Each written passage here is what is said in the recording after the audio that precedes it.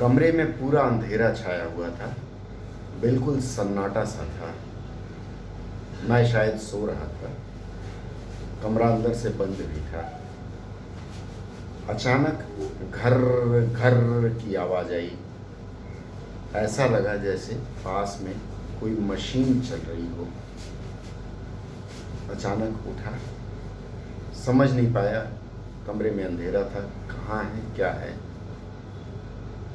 फिर जब थोड़ी सी रोशनी महसूस की आंखों में, तो मुझे ऐसा लगा जैसे बगल में रखी हुई सिलाई मशीन की चक्की चल रही हो और उसके पहिए से खड़ खड़ खड़ खड़ खड़ खड़ की आवाज़ आ रही है और वही घर घर कर रहा है।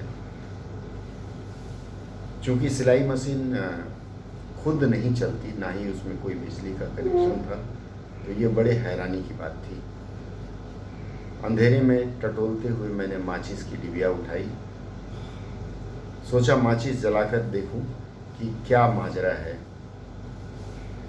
लगभग 10-12 तीलियां मैंने निकाला, लेकिन कोई भी तीली पूरी नहीं थी, सारी टूटी हुई थी।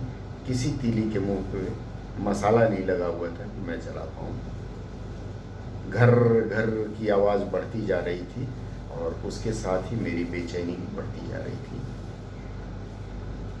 चूँकि दरवाज़ा अंदर बंद था, ऐसा लग रहा था मानो कोई है उस कमरे में, लेकिन आदमी दिख नहीं रहा था। दिल की धड़कन बढ़ने लगी, चेहरे पर पसीने की बूंदें आने लगी।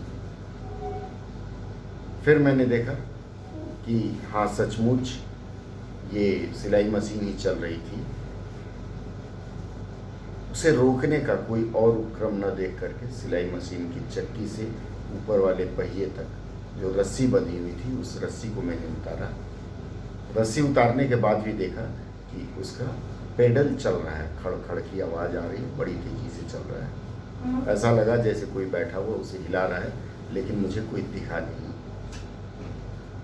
मुझे लगा हो सकता है कोई सांप चूहा छुछुंदर फंसा हो, तो मैंने गमछा उठाया और गमछा से पैडल पर मारना शुरू किया, लेकिन उसके बाद भी कुछ नहीं हुआ, पैडल रुका नहीं। अब तो मानो कलेजा मुंह से बाहर आ जाएगा। भय के मारे घिघी बंधने लगी, आवाज़ भी नहीं दे पा रहा था। पहले सोचा चलो जोर से आवाज़ दूँ, बगल के कमरे से लोग आ जाएंगे, लेकिन आवाज़ भी नहीं दे पाया। डर का माहौल बढ़ता जा रहा था। तभी अचानक मैंने करवट बदला। पता लगा कि ये मेरे सिर के बगल में विंडो एसी की आवाज़ थी और उस आवाज़ के कारण मेरे मन में एक दृश्य उभरना शुरू हुआ और यह भय का माहौल पैदा हो गया। डरावने सपने जो भी आते हैं, कहीं ना कहीं बाहर से उसका असर होता है। कैसी लगी यह भयावह कथा या कहानी, मुझे इसके बारे में ज़रूर बताइएगा। आपके उत्तर की प्रतीक्षा रहेगी।